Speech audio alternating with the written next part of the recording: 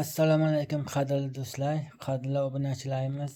Bugun sizlar bilan Turkiyada havolandırma fabrikasidan tirsak ishlab chiqarish jarayonini albatta tomosha qilasizlar.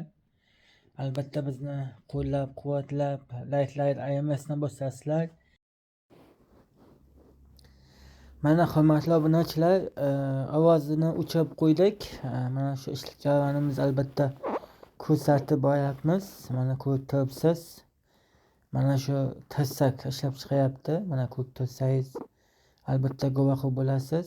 Mana shu o'zimizda O'zbekiston sharoitida ham mana shunaqa ishlarda ishlab chiqarishlarda mana shunaqa doim talabgor tirsak deyishadi bular. Havolandırma tirsagi bu. Boyagi har gal qishin yozin har doim klientlar ish mana ishlab chiqarish jarayonini albatta tomosha qilasiz. Mana ko'ryapsiz, mana bunday qilib yasaladi. Mana nima etib yasaydi, mana ko'rib turibsiz mana yasalishini.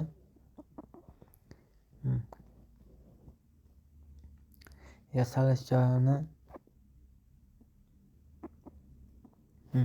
ko'rib turibsiz, mana tok bilan olib, undan keyin mana bir-biriga kiygizib, mana undan keyin mana tok bilan yana chaqadi.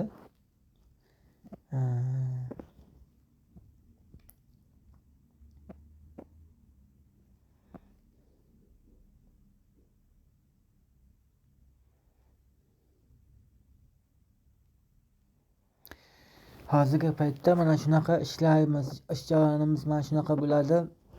Havolandırma fabrikasida ishlab chiqarish jarayoni hozirgi paytda mana yangi yil ham o'tib oldi. Xudo xohlasa zamlar yopilsa, undan keyin oyliklarimiz ham yaxshi bo'lib qolsa, nasib oyliklar ko'tarilib qolsa deyapmiz. Mana ko'rib turibsizlar. Xuddi mana shunday qilib mashinada qo'yyapti. Mashinada xuddi shu jarayonda anaqa gaydini bir-biriga kiygizib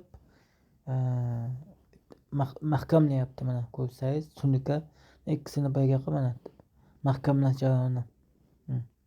Mana ko'ryapsiz. Qanday qilib mahkamlash jarayonini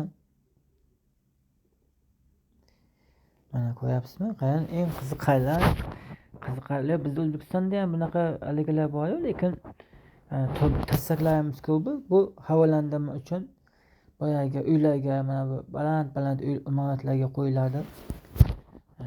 Havolandırma deyishadi. Hurmatli obunachilar, bizni mana shu YouTube kanalimiz hali yangi bilasizlar.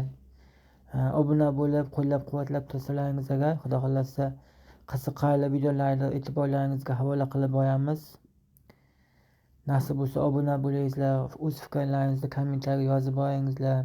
Biz Turkiyadagi hayotimizni, mana shu Turkiyadagi hayotimizni YouTube'da mana shu kanalimizga yuklab boramiz.